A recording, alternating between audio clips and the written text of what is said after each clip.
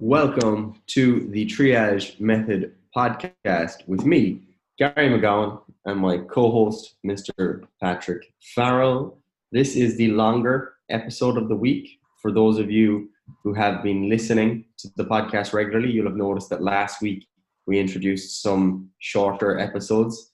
So we did one on Thursday. So if you missed out on that, have a listen, see what you think of those shorter episodes, and feel free to submit your questions.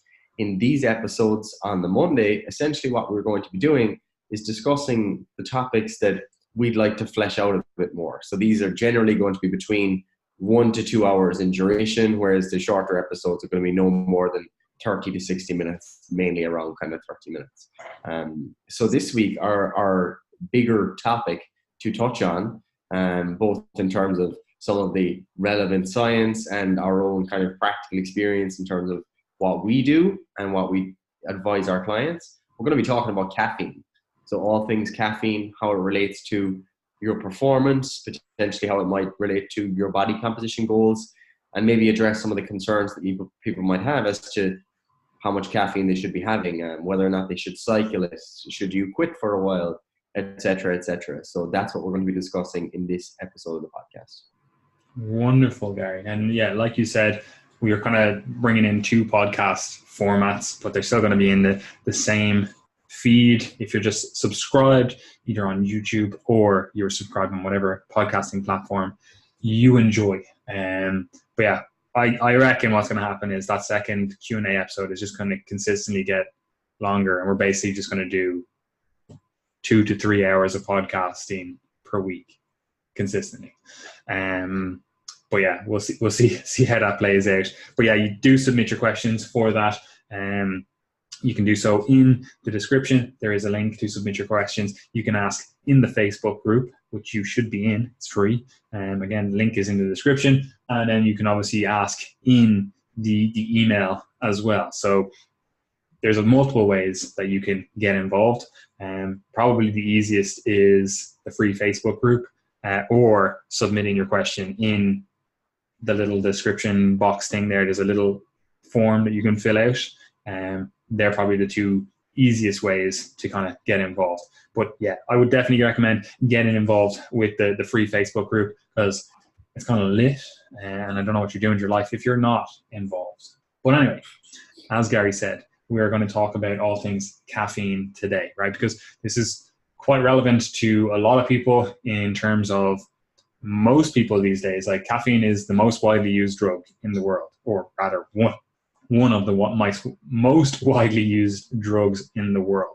Like, I don't know about people on the weekend, what their cocaine habits are like, but caffeine is a generally accepted drug to use daily, and people do, in fact, use it daily, right?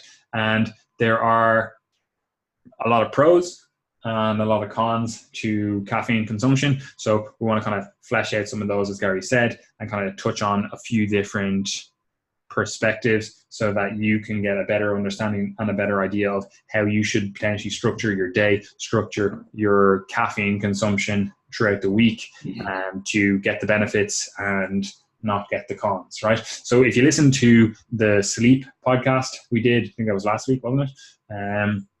So we did touch on caffeine. So we will be touching on caffeine again in regard to sleep later on in the podcast. But for now, the thing that you need to understand is how caffeine works. And I don't want for this to be like some sort of neuroscience lecture, because I always think, I'm like, if we're going to talk about actual mechanistic stuff, it makes more sense to have, more visual stuff. It's actually easier to flesh it out in a written format. So that's why we have written articles. Like, some of those things, it's just easier to talk about some things in a written format, right? I actually don't think we have any caffeine articles on site, but they are in the pipeline, Anyway, caffeine. Effectively, caffeine, if you can pull up an image of caffeine, the molecule caffeine, if you can do that on Google, fucking YouTube, whatever, and then you pull up an image of adenosine, which you might remember adenosine from like ATP. It's involved in energy metabolism. It's involved in all that kind of stuff. You might remember that from your science lectures. effectively those two molecules look very similar. They've got structures that are similar enough, right? And if you remember anything from your science as well, you'll know that the human body, well, most bodies, most living organisms have receptors, right? And those receptors, like they generally talk about like a lock and key fit with receptors. That's not completely true, but for this analogy, it works quite well. So you've effectively got a lock and it has a certain shape. We'll just say it's shaped like that if you're looking at it, or it's shaped like that, like a kind of V, we'll say. And then you have a key that fits into it. So, you know, the thing might be shaped that and it fits in to, there's the receptor, there's the molecule of interest, and it fits in. So basically I'm just using, for the listeners, my fingers are in a V, like a peace sign, and then I'm using my hand and they basically fit together, right? So that's effectively how receptors work in the body, right? Now, as I said, that caffeine and that adenosine, they have a similar kind of structure, right? Which leads them to effectively fitting into the same receptor in the body, right? Not, again, this is what I'm saying, that the lock and key thing is not 100%, but it works for this.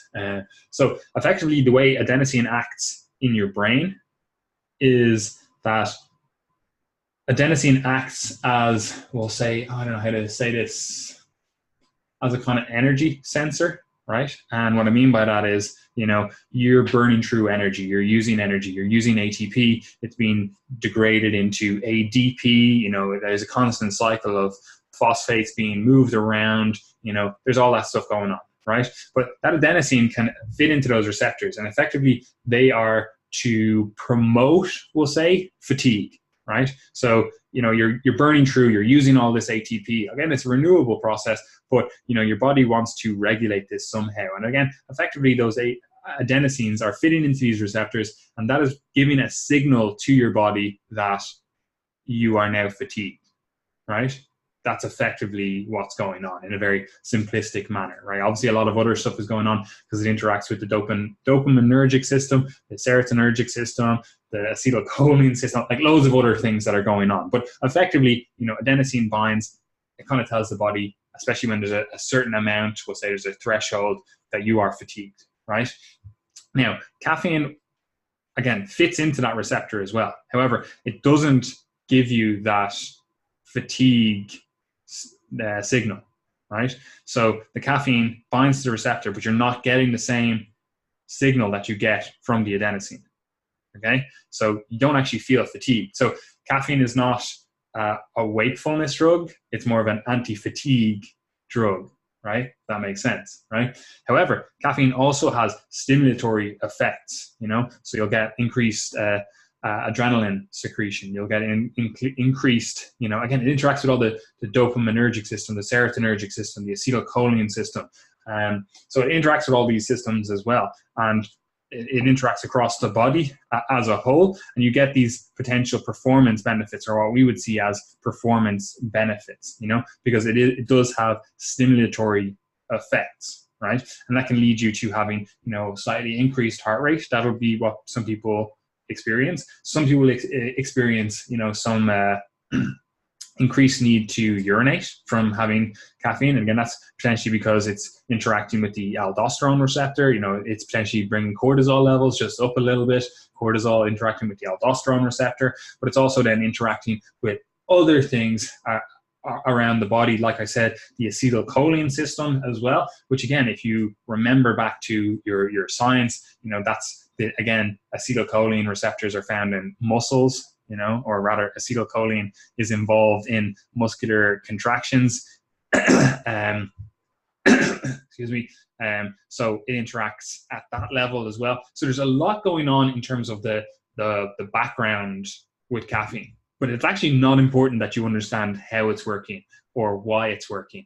All you really need to understand is that caffeine, when ingested, is both an anti-fatigue drug, right? And then also a stimulatory drug, right? And I actually didn't explain something which probably makes sense when we'll discuss sleep, which I'll have to explain. So caffeine, once it gets off the receptor, so again, like it's effectively bound to the receptor, it leaves the receptor, you then feel more fatigue. you know? So people talk about having like a caffeine crash. It's not actually a caffeine crash per se. It's more like the caffeine has been taken off the receptor, and now all that adenosine that has been built up hits you all at once. You know, that's a little bit easier. Yeah, exactly. You feel tired, and you're like, whoa, I feel like I'm having a crash. It's like, it's not because like caffeine has worn off. It's more like caffeine has unbound from the receptor, and now that adenosine is hitting you, and you have like a huge buildup of adenosine, right? So, that's a little bit more important again when you understand the sleep stuff. But yeah, for now, all you really need to know is that caffeine has what are generally called wakefulness properties, but it's really more an anti-fatigue property. And it also then has stimulatory properties, which are more of a wakefulness property. All right, so Gary, you still with us? Yes, sir. Still with you. Does that make sense? It does. It makes a lot of sense. So we've essentially got caffeine, which is a drug, we're calling it, present in the food supply, generally in beverages that people are consuming. That's having some effects on like lots of different systems in the body, lots of different levels. And that's something like we'll probably get into when it comes to like the performance benefits. Like you kind of said there, like this is all what's going on, but it's not really that important. Like one of the things you see in the research as it relates to strength, for example, is that there's a lot of like to and fro about it might be this mechanism that's maybe most important for strength, or maybe it's this mechanism, or maybe it's this one.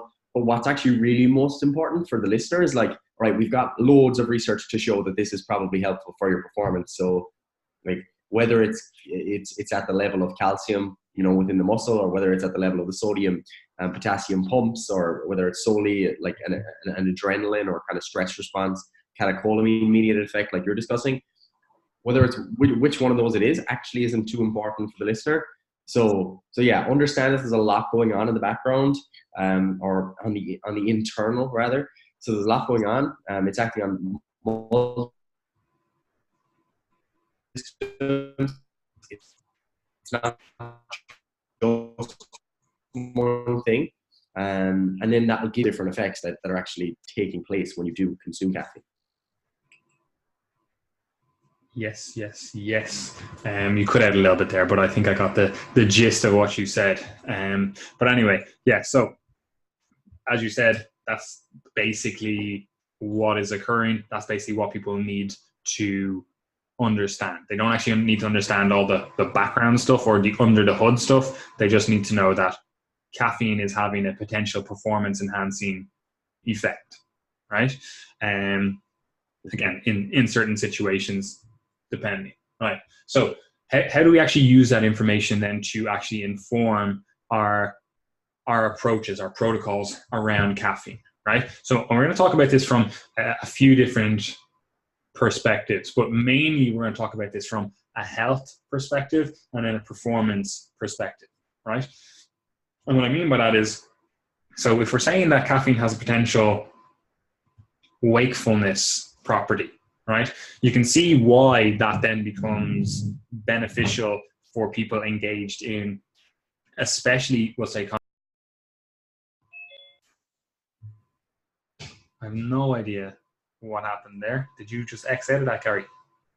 No, it just fucking froze. I don't know why it just started freezing though, because the internet was like perfect. You scumbag. Anyway, this is still recording, so we're going to go with it. Yeah. So as I was saying, you effectively you can see why people that are engaged in, like, say, office work, where it's kind of like you're just doing the same thing all the time. You're just typing at a computer. You're not really active. You're not really moving around. You're not doing a huge amount of stuff. You're kind of just like in a position, typing away. Your eyes are getting fatigued. You're getting kind of a little bit bored, whatever else. You can see why caffeine, which is, somewhat stimulatory, and it has, anti-fatigue effects. You can see why that becomes the drug of choice for people, because it's like, okay, what do you want to be when you're sitting at this desk bored? You're like, oh yeah, actually I want to be a little bit more stimulated. I want to be a little bit more, energized, right? You're also kind of fatigued. You're falling asleep while you're doing it. It's like, okay, well, I actually want to be awake. I want to actually, be somewhat anti-fatigued, so makes sense that you would reach for the caffeine, right? So it has performance enhancing effects directly related to, your day-to-day life, the activities you engage in terms of the work you do, right? Because the effects that you're getting from caffeine are beneficial for, the kind of jobs that most people are engaged in, but it also has beneficial effects for those engaged in, we'll say, more manual labor, and that I would include in that, the resistance training, cardiovascular work, actual training itself as well. So if you are like a laborer, you're a bricklayer or whatever, it's going to have performance enhancing effects there as well, because you're going to get a stimulatory effect and you're not going to feel as tired from that work as well, right? So again, has great effects there. Same again with the performance side of things in the gym. You're going to see there's also, again, because it interacts with like the muscular system, we'll say, and the nervous system. So you effectively get an increased performance because especially anaerobic stuff, you get an increased performance benefit from it. So you potentially are getting a few extra reps throughout your workout. You're potentially able to lift a slightly heavier weight through your sets, and you're also not feeling as fatigued as the workout progresses. You're not going, don't do half the workout and go, I'm kind of beat, I'm kind of spent, you're able to push through that, right? So there's 100% performance enhancing benefits, right? There's also health promoting benefits from caffeine, right? And this is always really hard argument to decipher out, because the source matters, like we talked about before with, obviously calories are the big driver, but the source of those calories is important as well, with regard to fat loss, muscle gain, whatever else, it's not just the energy component, the actual source matters. And this is the same with the caffeine. Yes, caffeine is going to give you these health benefits because it interacts with, increased heart rate, potentially that's also strengthening your heart, your vascular system. It interacts with all this stuff. You're getting toning your adrenaline secretion, if that makes sense. Like you're actually engaging in that, you're effectively using it, which again, like the human body basically works on a use it or lose it perspective. And unfortunately, as we'll touch on later on, there's also the abuse it and lose it system. So it's obviously interacting with all that stuff as well. However, it's really hard to decipher whether it's the coffee intake or the caffeine intake, because people kind of forget this. Like coffee is a bean, like if you were to eat coffee beans, in the non-dried out version, like people would consider that a dietary component. I don't know the macros on it, but I'm presuming it's probably relatively high in fiber, relatively high. I know it is relatively high in micronutrients, and I presume again like carbs or whatever in it as well.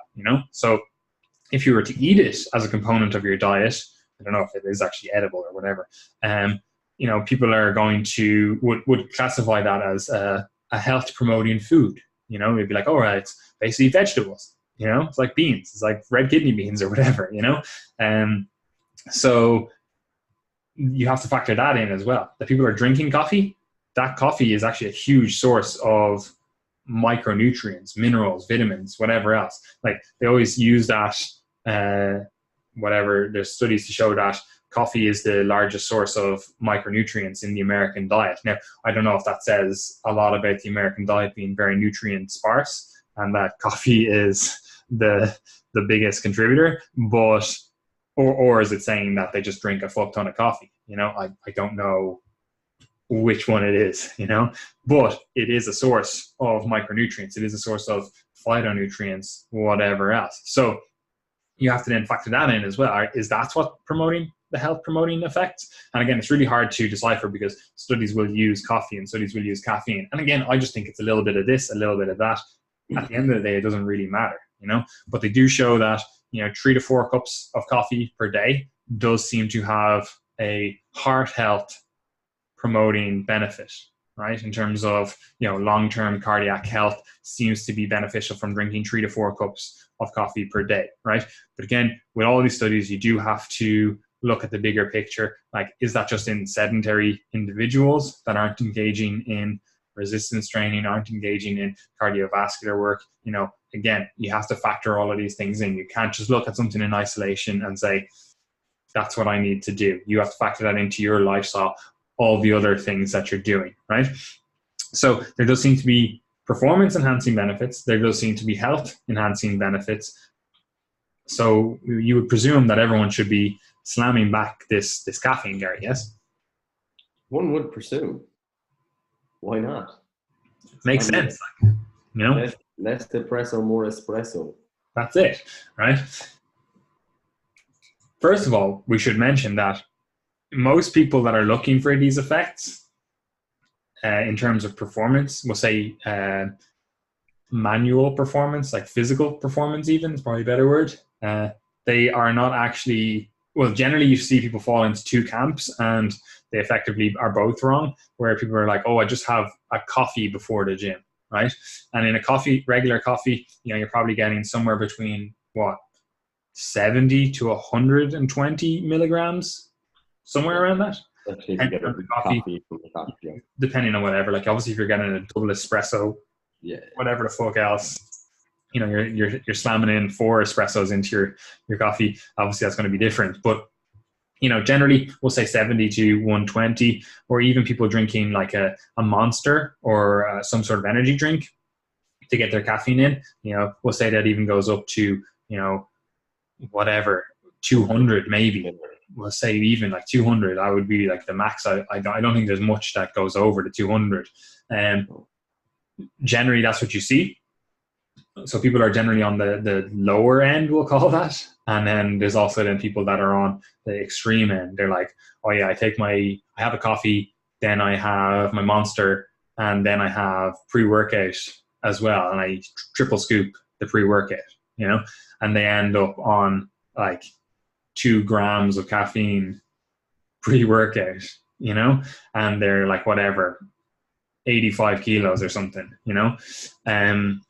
So we'll say there's people on that higher end as well. And generally the research is like, okay, there seems to be a U curve with this, where the low intake is like, yeah, you get some performance enhancing benefits. Again, as you ramp up the dose, you seem to get more and more benefits. You know, once you're in that kind of, we'll say 2 to even 8 milligrams per kg, you seem to be getting some pretty good benefits from. And then as you get further and further, it's like, okay, you're not getting any more benefits. You might actually just start seeing decrements in performance. You know, like if your heart is beating so hard out of your chest while you're trying to fucking squat, you know, that's probably not going to lead to a great squat performance. You know, like if you're so stimulated, you're like hyped up out of your mind, like, oh, you need to fucking do this. You know, you're gonna blow your load too soon.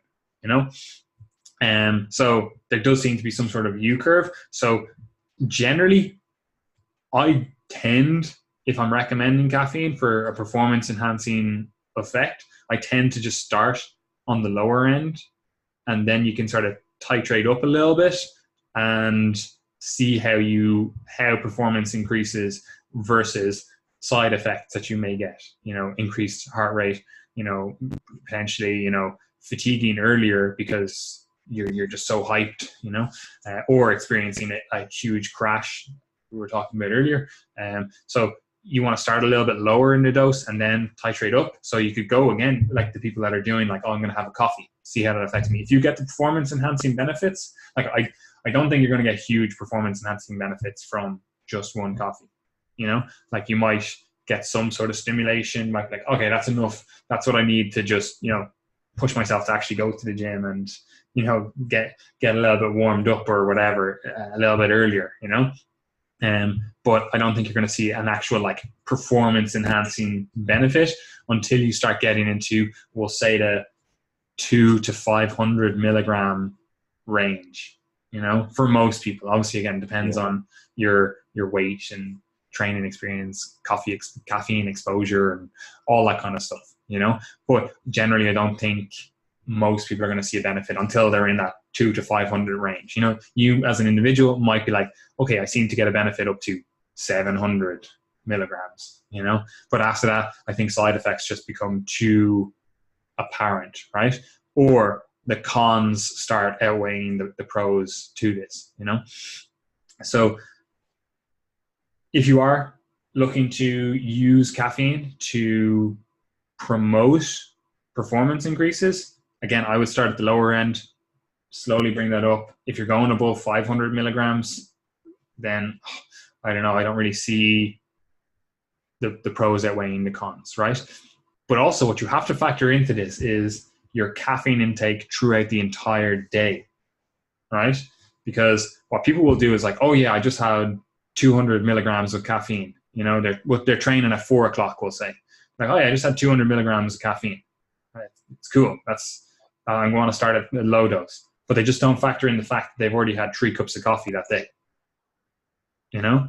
So it's not just what you've had in the last 30 minutes before your workout, right? Like the half-life of caffeine is like, whatever, 6 to 9 hours, depending on how you metabolize it. You know, some people are even further out than that, but 6 to 9 hours is the general figure I think that's given, right? So you might have your coffee in the morning, right? And we'll say it's a double espresso and you've got whatever, I don't know how much caffeine is in that. We'll just say 150 milligrams, just for whatever, you know. 6 hours later, we'll say you had that at 8 a.m., you know, 6 hours later, what time is that? That's 2 o'clock, is it? You know, you still have about half of that in your system. So you still have about 70 milligrams or whatever in your system, right? So if you've topped that up in between that time, you know, you have your coffee at 8 and you have another one at your break at 1, right? And you have the same thing again, a double espresso. Like, it's not just like, oh, you've started over again. You know, we'll say when you had that second coffee at 1, your system had 80 milligrams and you had the exact same coffee, you had a double espresso, you know, with 150. You know, I'm just picking these numbers out of my ass, but you know what I mean? Like, just do the actual maths for whatever the actual numbers are. You know, you're now at like 230 in your system at whatever time that is, 2 o'clock, you know? So that's already in your system. And then you're going into a session training at 4 and you're like, oh yeah, I'm going to have my 200 milligram caffeine exposure then. It's like, no, like now you're at whatever, again, the time wise, you're at 400 now, you know, like it does add up over time. It stays in your system. You know, it's not like, oh, it's gone. It's just out of my system straight away within 30 minutes. You know, it's like, no, it stays around 6 to 9 hours, right? So you do have to factor that into your caffeine intake, which effectively leads us to the next point, which is that people that get the biggest performance enhancing effects from caffeine are people that don't use caffeine regularly, right? So if you are constantly hammering caffeine, right, you are having 4 or 5 cups per day and you're trying to get a performance enhancing effect from caffeine, you're probably not going to notice a huge amount. You have like, we'll say 200 milligrams before your workout, you're not really going to notice anything. You're not going to really feel any extra stimulation. You're not going to really feel any anti-fatigue stuff. You know, you're not generally going to notice much from that if you are consistently having a high caffeine intake throughout the day. Would you agree, Gary? Yeah, like there is some like kind of mixed evidence in that like some studies show that like, all right, you know, even in habitual caffeine consumers, you can still get, you know, some improvements in performance. But I think like it is somewhat mixed. I believe there was more research this year to basically support what you're saying. And I think like anecdotally, like I think what you have to try and do is actually like separate the different types of effects the caffeine actually has. So if we're talking about like the mechanistic effect of like, right, what does this actually do to definitively improve performance? Like that's all cool. But the other side of things are those psychological effects, like the stimulatory effects, even the habit forming effects. Like for example, if you have caffeine and you feel super stimulated, the behaviors that you're going to engage in when you go to the gym, you know, you feel more amped up, you feel ready, you're excited to get to the gym, etc. And I think like that's often not replicated in research studies where regardless the subjects are coming in and they're being pushed to do performance within the lab anyway. So I think it's important to try and think about what differences there might be between some of the research and between what happens in the real world. Because in the real world, generally people are going to use caffeine for, like, if you're using it strategically, for the hardest sessions. So if you're feeling like, oh man, I don't know about this session today, it's going to be really challenging. If you're not accustomed, or you haven't developed a high level of tolerance to caffeine, and then you have a bolus of caffeine that gets you real amped up, then that could be the difference between you really going for that session and not going for it. So I think that's really, really important to consider. And in that case, like, that is essentially what I would recommend to people in terms of how they use caffeine, is that you save it for your harder sessions. Like, if we're going to come to the recommendations in a second, Gary. Don't you be skipping ahead, right? What you just said is very important, that people are generally feeling the side effects of caffeine. And this is generally what people do. Like, this is why people, like supplement manufacturers, will put a load of beta alanine in pre-workouts. So you feel the side effects. You're like, oh, this is really working. I feel real fucking hyped up, you know, or my skin is itching. That means that the pre-workout is kicking in, you know. And most people are more enthralled with the side effects rather than the performance increasing effects, if that makes sense. And again, there is obviously the psychological aspect, but also that kind of placebo aspect where you're like, oh yeah, man, I'm feeling hyped, you know, I'm gonna have a great session now, you know. So you actually do have a great session. It's like a self-fulfilling prophecy, you know. So that is very important what you're saying there. But yeah, I do think the research somewhat shows it, like you're saying, and then obviously anecdotally I would agree with it, that if you're a habitual coffee user, you don't really get those side effects, at least. So you don't get those placebo effects, right? So if you are using caffeine for a performance enhancing effect, right, and you want to get the most out of your caffeine, right, what we have to discuss then as well is the cons of caffeine intake, right? Because if you just discuss the pros and you're like, this is a performance enhancing effect, blah, blah, blah, and you go, yeah, dose around 200 to 500 milligrams for most individuals. And then you also have to take into account the other caffeine in your life, you know, whatever else you're consuming. You know, there's a half-life here of whatever, 6 to 9 hours. So you have to factor that in. If you do all that, you're just really talking about the kind of the pros of it and the performance enhancing side of it. But what you really need to discuss then is, how does that potentially take away from other things that will actually allow you to progress long term, right? Like, what are the cons of having that much caffeine in your system consistently, right?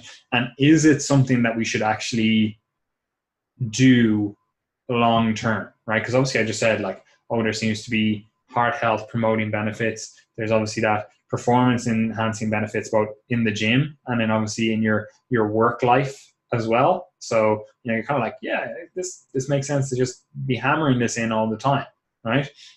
Yeah, okay, cool. I may not be getting as big a magnitude of benefit as some of these people that are not habitual caffeine users, but I'm still getting the benefit. So, you know, the pros outweigh any of the cons, but we actually have to consider the cons, right? So the first one to consider is its effect on sleep, right? And we touched on this in the last episode where, you know, we said, like, you know, you ideally don't have the stimulants close to bedtime.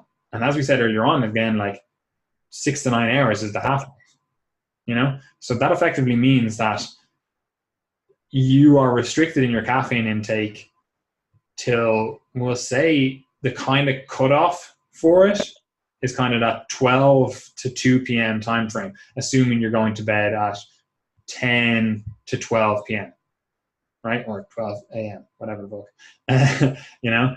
So it's assuming that.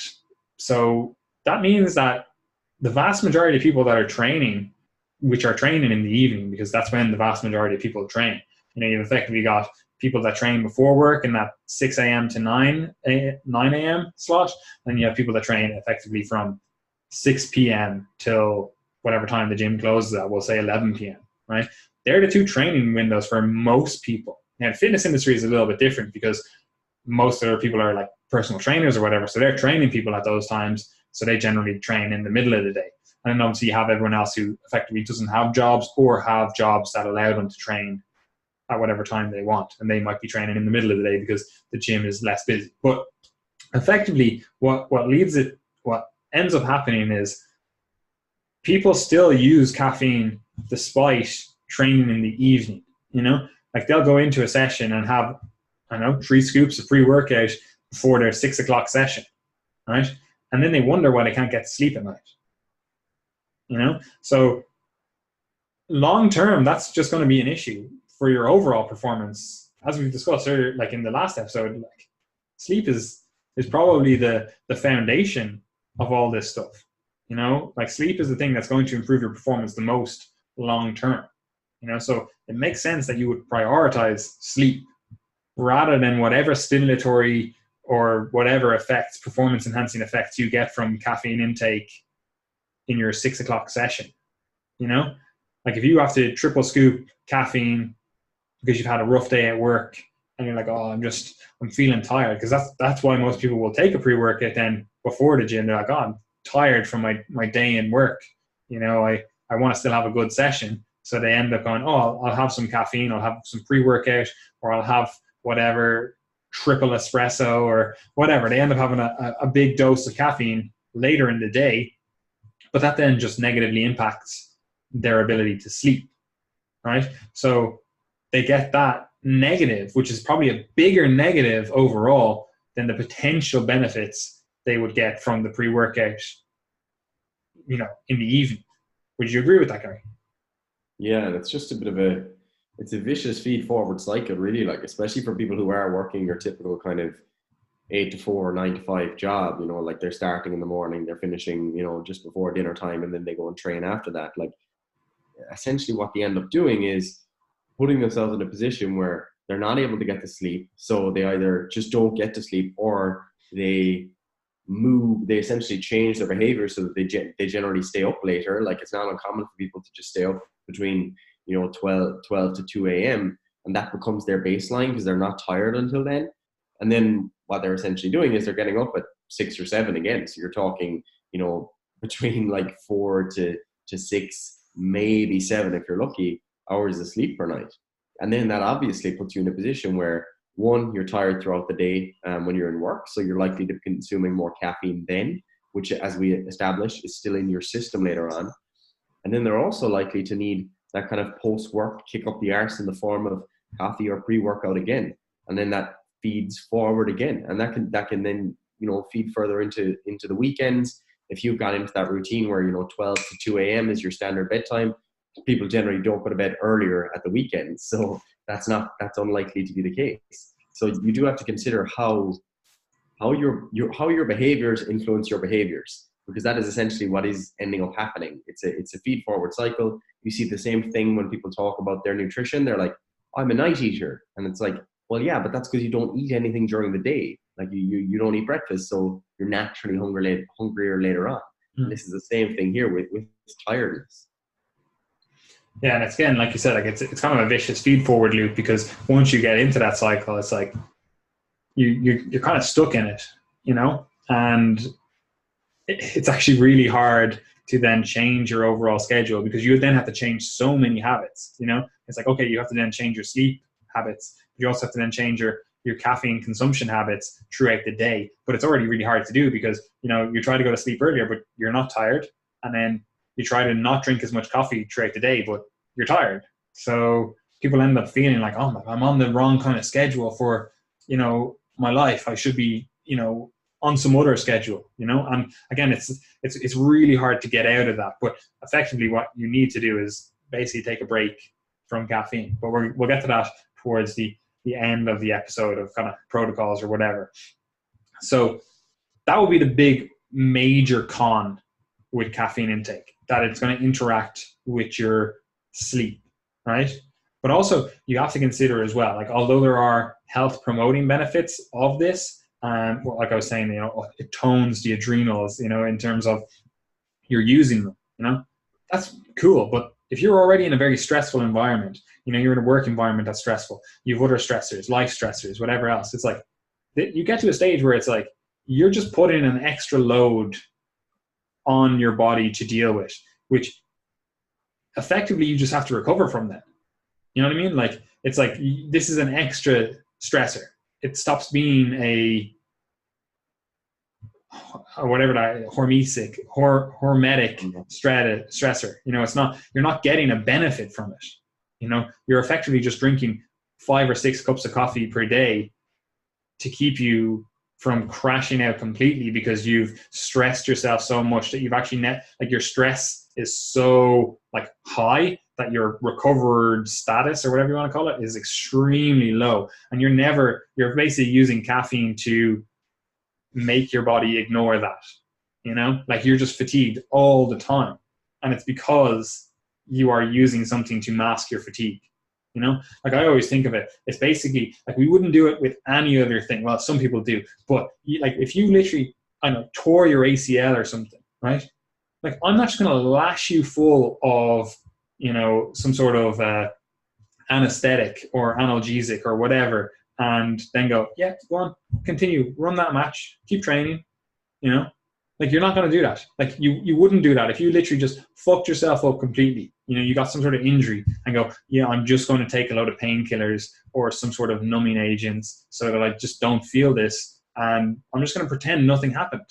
In your head, if you did that, you'd be like, yeah, no, that's actually a pretty stupid approach. I'm basically I'm encouraging the wheels to fall off the wagon. Again, you wouldn't do it with your car. If there's a warning light on, you wouldn't just go, I'm just going to put a sticker over that warning light so I don't see it. There's a reason it's on. Maybe a stupid reason, when the lights are broken. But if it's oh yeah, your brakes are faulty, go, oh, I'm just going to cover that up and hope that the brakes fix themselves. You actually have to engage in behaviors. You actually have to go out and get your brakes fixed. You actually have to engage in behaviors to reduce this accumulated fatigue that you've accumulated over time, and you can't just keep masking it with caffeine. Do you have anything to add on that, Gary? Yeah, it's a tough one, because sometimes there are cases where you just have to ignore the brake light and push on for a while, and that's okay if you accept the trade-offs. I've got actually a couple of clients, but one in particular, we had lots of conversing about this. Recently, for anyone that works in the big accounting companies, they were super busy recently, because you're essentially coming up to the deadline. The deadline's their busiest period of the year. So she was staying at work later, coming in earlier, and basically all she was doing was working, which involved lots and lots and lots of stress because of the nature of this time of the year for her job, and she was training.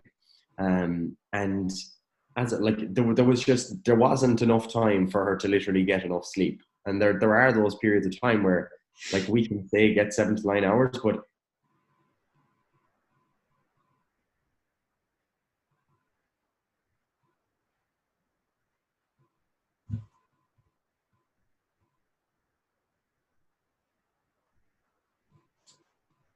we should. But once this period is over, I'm going to pull back. You just cut out there. You said we say you should get 7 to 9 hours. That was the last thing I heard.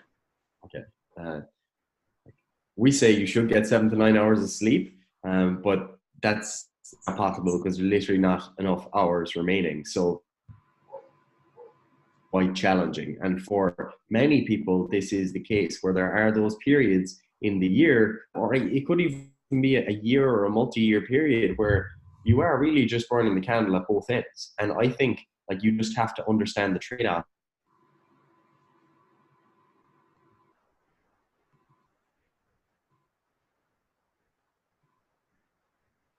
I'm going to have exams coming up at the end of this semester, a little bit more clean than I otherwise would. And once I can accept the trade-off for those brief periods of time, that's okay. But that's not a long-term strategy. And ultimately, you need to be holding yourself accountable for those behaviors and asking yourself, what your priorities are in the long run. And I know we're just talking about caffeine here, but the caffeine is part of other behaviors. So yeah, I would totally agree with you that it's not a useful strategy to just use caffeine to mask the fact that you're not engaging in other behaviors. Sleep is probably the biggest one, but other things, include having a life outside work. That's a big one, and outside college, because if there's one reliable way to get burnt out, it's to focus only on one area of your life and have nothing else outside of that, let those areas get neglected. And that's especially the case if you don't feel you have autonomy in your work, you don't see a purpose in it, you don't see a meaning in it. If it's solely a negative experience and like that's only acting as a stressor, then that again is something to consider within this overall equation, I guess you'd call it, in terms of the stress you're being exposed to. So yeah, to basically validate those of you that are listening, they're like, oh, I can't not drink more caffeine. You know, it's fine for a short period of time if you understand the trade-offs of burning the candle at both ends, but ultimately you should consider your long-term priorities and adjust your behaviors accordingly, hopefully, if that's possible. Yeah, like I always look at it though, it's like, but people will listen to that and say, oh yeah, that's where I fall That's into. me. Yeah. That's exactly me. But it's like, no, it's for most people, it's just not. Like there are obviously going to be periods of time, you know, where it's like, okay, like you just can't prioritize these things. Like your priorities are elsewhere. Like you said with the accounting, it's like, no, it's a busy time. Like say you work in retail, you're like, you know, coming up to Christmas, it's going to be busier. But you're like, okay, my life is going to be more stressful. I've got more people interacting. I've got whatever else. So, you know, maybe I do have to take a back seat, or these other priorities have to take a back seat. You know, that would be a perfect time to reduce your training volume, like we've talked about before. You know, you're like, okay, I am training 6 days per week. You know, okay, can we bring that down to 3-4 days per week? You know, like there's other things that you can also engage in so that some of your time is freed up as well, you know. But even, again, you may already be training 3-4 days per week. You're at the lower end of everything. You're like, no, I still don't have enough hours in the day. And that's fine. Certain periods of time, you're going to be in that case where it's like, okay, yeah, you're going to have to use a little bit of caffeine to get you through that period of time, that month, that 2 months, whatever. But if this is a multi-year thing where it's like, no, this is actually my lifestyle now. Like every single day, this is what I do. I just feel fatigued all the time. I just have 5 to 6 cups of coffee per day. I can't sleep at night. I'm at the wrong end of the day schedule for my life. And you then listen to this and you're like, yeah, actually, no, I'm actually in that category. I'm really busy.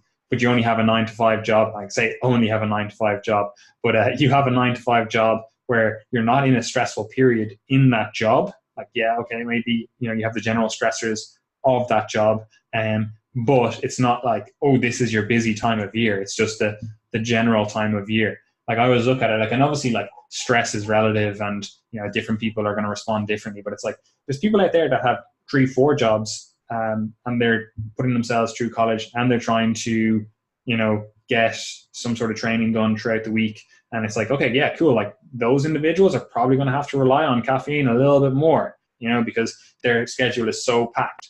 But if you're able to look at Netflix for 3-4 hours of your day, it's like your schedule is not packed, not in the slightest. You might be like, oh, my stress is so high that I need that to wind down. It's like, yeah, but your stress is so high is because you're using that to wind down rather than using those 2 hours productively, you know, getting to sleep earlier, waking up earlier, doing stuff more productively, not being tired throughout the day, not having to rely on caffeine throughout the day, not having to rely on caffeine to get through your workout and then staying up late at night. So again, it's a vicious cycle that occurs. And then you're like, oh, all these habits are because I'm trying to offset all this other stuff. And it's like, yeah, but you could offset the entire problem, but by not engaging in the problematic behavior, you know. But again, it's a hard cycle to get into, right? Or sorry, to get out of. So that would be the main con of caffeine intake. Now, Gary, you recently gave up caffeine, right? Well, for a while anyway. Are there any other cons that you have identified that potentially people aren't aware of caffeine intake? Because again, it sounds pretty good as long as you're mindful of your overall fatigue in actuality, not just your masked fatigue, and if you're not relying on caffeine. But are there any other cons that you're aware of? Yeah, so like, I mean, this is one of those things that's a bit more difficult to have a conversation about, because I guess what we talk about when we're giving out general information is that like on average, this is what caffeine seems to do.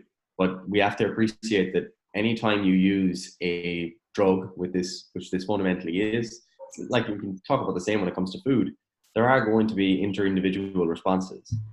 And like, depending on, like you were talking about receptors, depending on the subtype of the adenosine receptor that you happen to have, the variations that you happen to have, like that can change the response that you have to caffeine. Depending on the the cytochrome P450 enzymes, like some of the families of enzymes, the 1A2 ones that are responsible for metabolizing caffeine. You can have variants in those as well that determine, how you respond to caffeine. So you have to appreciate that these different things like can vary between individuals, and that can manifest then in terms of the actual experience that you have, and sometimes objective changes in your health. And I suppose the classic thing that some people report is that they just feel nothing when they have caffeine, and like, I feel nothing, I feel no benefit, or it just makes me feel sick, or I just get headaches, etc., etc.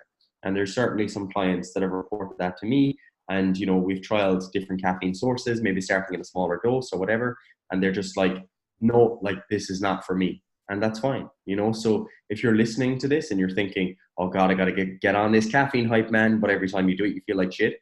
Like, you have to appreciate that there could be some underlying physiological reasons why that is the case. And I would just trust those symptoms in that case. Furthermore, like there is some evidence to show that like the cardiovascular benefits that you were discussing, they're not universal, and sometimes you can have the opposite effect.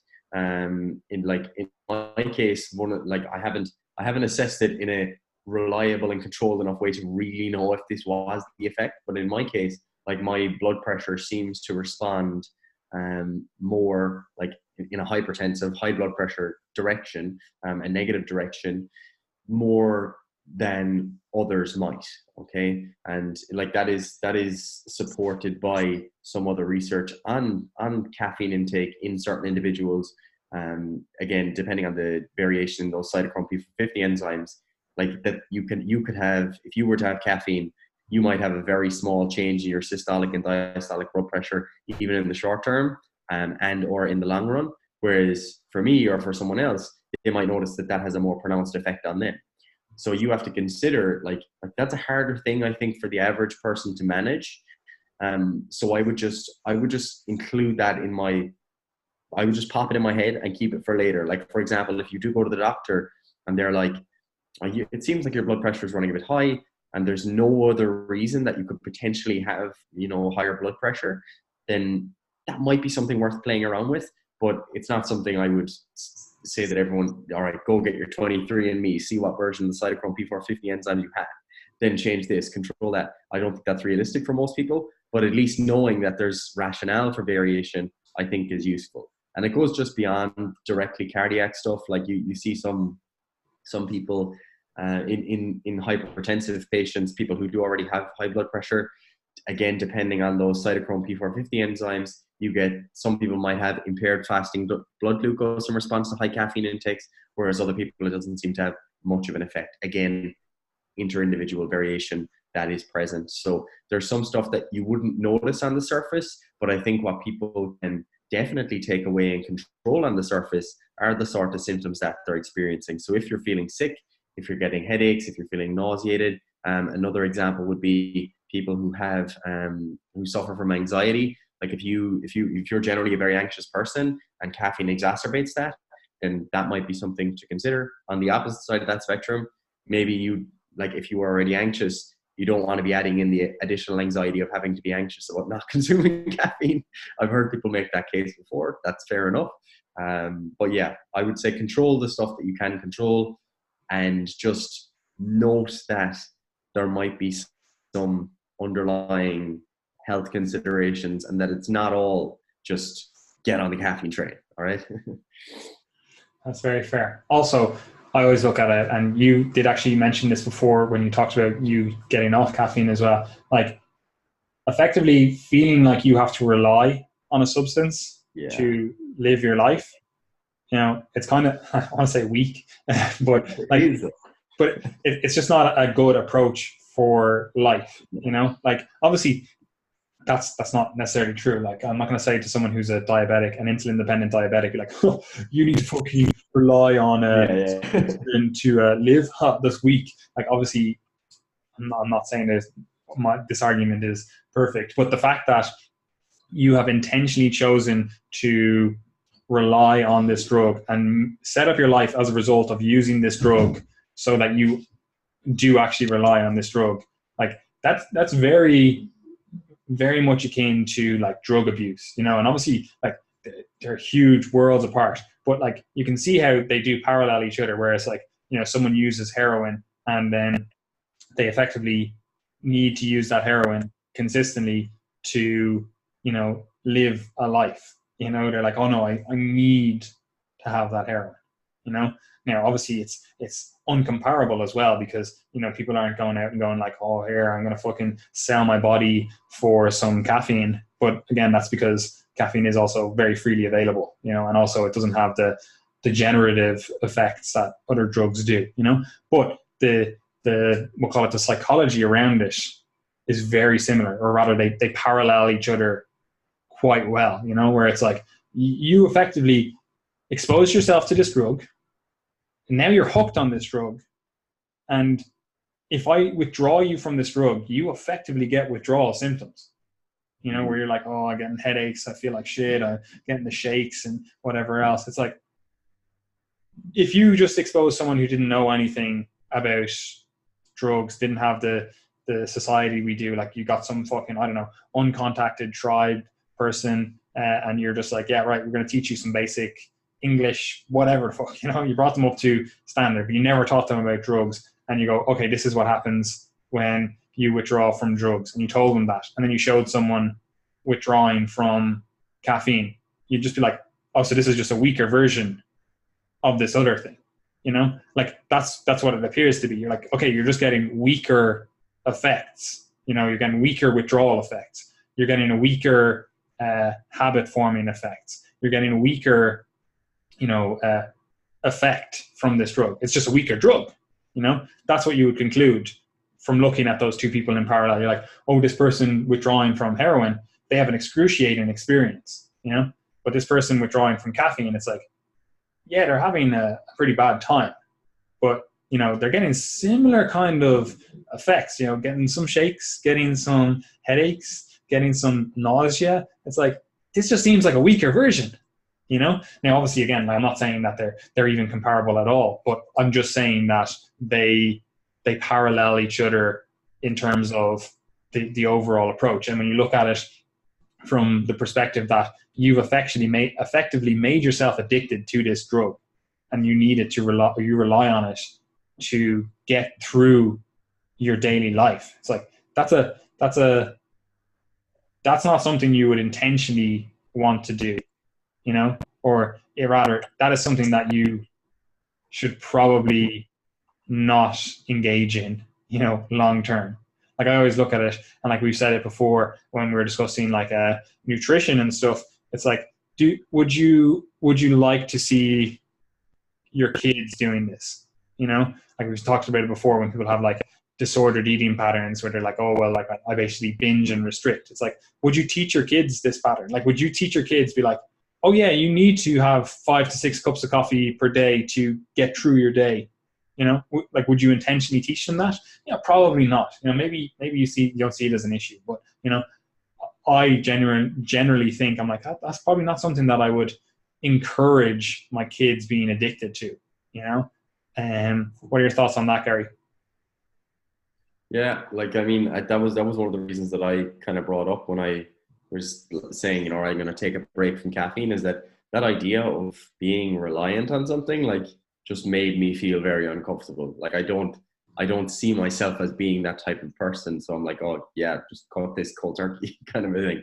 Like, obviously I still had some tea and stuff, but yeah, I just don't think you should, like, it's obviously a totally subjective thing, like within what I view the world to be like, but I don't think you should be reliant on anything, you know, like, obviously to some degree, like you should eat food, but you know, you shouldn't be reliant on things that you're basically dependent on. I just don't like to do that in any of my life. Like, if I felt that I was dependent on Instagram to get through my day, like, I would feel very uncomfortable about that. If I felt that I needed to watch Netflix to get through my day, I would feel very uncomfortable about that, you know. So, like, obviously you can make that decision for yourself.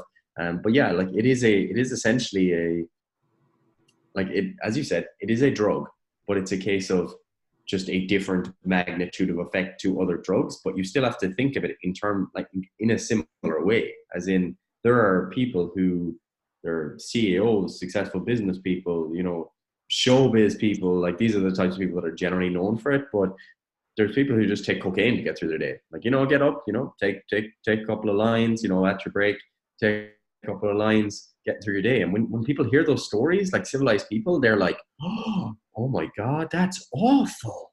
But it's like, okay, yeah, like, I agree with you, but caffeine is used in a very, very similar manner.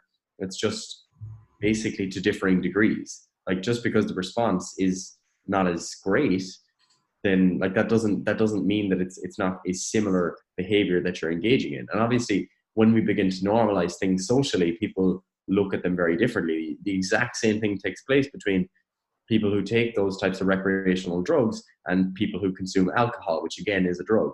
You know, like, people wouldn't bat an eyelid at someone going for 4 to 6 pints every evening, even though that is like, that's drug use. That's a very high level of drug use. But again, because it's socially normal, people don't even think twice about it. So in this case, like, of course, question your alcohol use, but also like caffeine, just kind of question and say, like, am I dependent on this? Do I want to be dependent on this? Yes, there may be some health benefits, but very often I think we actually just, we go out of our way to justify it.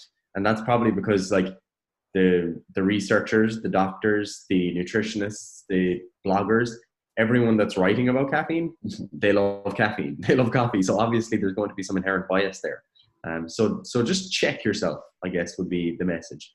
Yeah, it's probably shouldn't use heroin as the example, but it's probably more akin to like cigarettes, nicotine, because nicotine has a fuck ton of we'll call them performance enhancing benefits. You know, like, it increases verbal fluency. Like, nicotinic acetylcholine receptors are on the brain. It increases, like, you know, physical performance as well. Like, does a load of good things, you know, but it's also, you know, lung cancer and shit, you know. So it probably wouldn't be a good long-term strategy. But again, the addictive qualities, like, if you're seeing someone that's like, oh no, I need to have, you know, smoke a 20-pack per day, and then you're seeing someone that's like, oh no, I need to have 6 cups of coffee per day. It's like, they parallel each other. Like, it's very similar, you know, you're both addicted, you know. It's like, just one has like more detrimental effects than the other, you know. But anyway, you can make that decision. You can say we're talking shit if you like. Personally, I'm very libertarian in my beliefs. I'm like, as long as you're not asking for my money and you respect my rights to make my choices, I'm like, I couldn't care less. If you want to fucking smoke crack, whatever you want, you know, I don't care. So we're not being puritanical, or rather, even though it does sound somewhat, we're like, oh, you shouldn't do this, blah, blah, blah. I'm like, I actually don't care, as long as you don't put an increased burden on the healthcare system that I then have to pay for. I'm like, I don't care.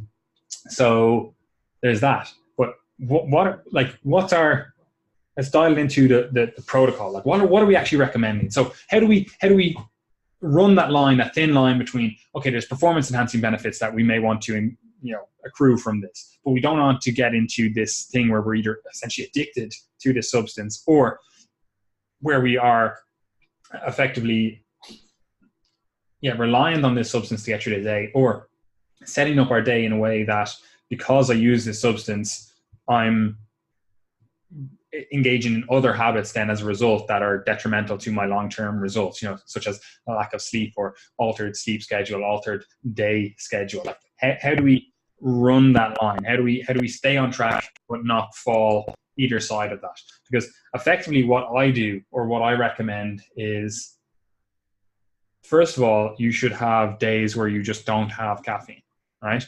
Like, we generally don't recommend like resistance training every single day. You might do some activity every day, you know, where you're like, okay, well, I do whatever, I go for a jog, or, you know, I go for a walk or whatever. You're doing some activity, you're keeping generally active. But, you know, we'll say you save your caffeine intake for the stuff that it's going to be most effective in enhancing performance, which is generally anaerobic stuff, you know. So we'll say resistance training stuff or sprint stuff. Like, while it does have good performance enhancing effects on aerobic stuff, You know, the preponderance of evidence suggests that the magnitude of effect is better for the more anaerobic stuff, which would make a lot of mechanistic sense. But again, depending on what you're trying to enhance more, maybe you actually choose to use your caffeine for your aerobic stuff. Like maybe you are training for a marathon and you're like, no, the aerobic stuff, that's the stuff that I want to have the most performance enhancement from, you know, my resistance training or whatever other training. That's kind of,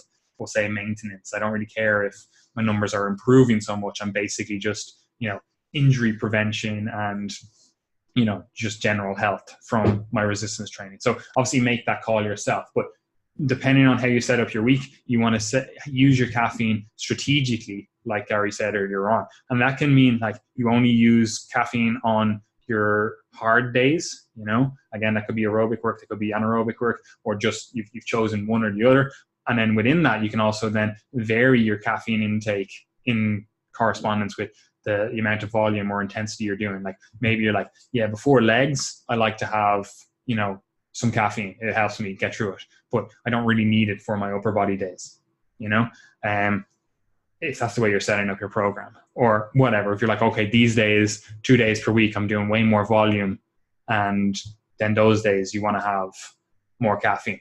You know, so strategically use your caffeine is effectively what I'm saying. But you also want to have days where you're just not having caffeine throughout the day, right? And that could mean a simple switch just to lower the magnitude of caffeine that you're intaking is to switch your regular coffee to decaf coffee, right? So if you're like, oh man, I just love the taste of coffee. I like having that experience. I like going, you know, to the cafeteria or whatever, making a coffee. It breaks up my day. It allows me to get some steps in, allows me to engage in, you know, socializing, other healthful habits where like, I just want to reduce the caffeine. I don't want to be reliant on this, right? You can switch to decaf. Like, yes, there is some caffeine in it, but again, if you like the taste, whatever else. Another good approach would be like what Gary did when he quit coffee is like, I'm going to switch to like teas and stuff, you know, and there are teas available. There's different like flavors and, you know, types or whatever that actually have no caffeine. So if you're like, I just like, you know, a warm drink, especially as it comes into the winter and whatever, you're like, oh, I just like a warm drink. It just,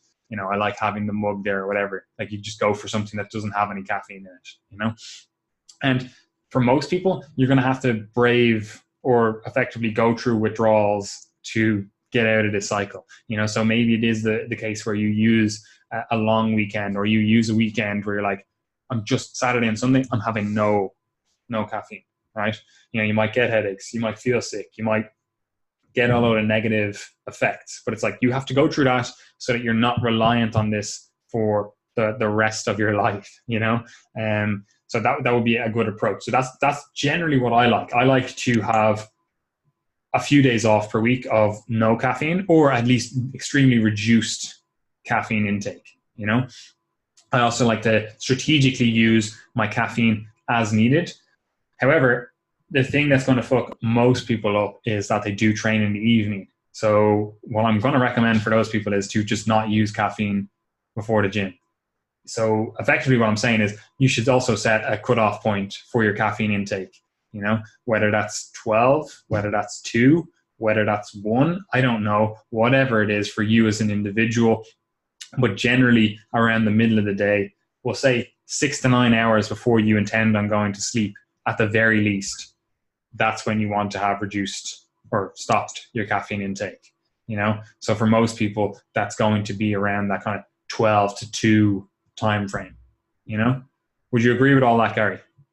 Yeah, like I mean, the only thing I think I probably disagree with, but it could just be because I haven't seen the research, is like generally I think the effect of caffeine on like aerobic endurance type exercise is actually a bit more pronounced, but could just be wrong. Not sure. I'm pretty sure anaerobic and power essentially get more of a magnitude of effect, you know?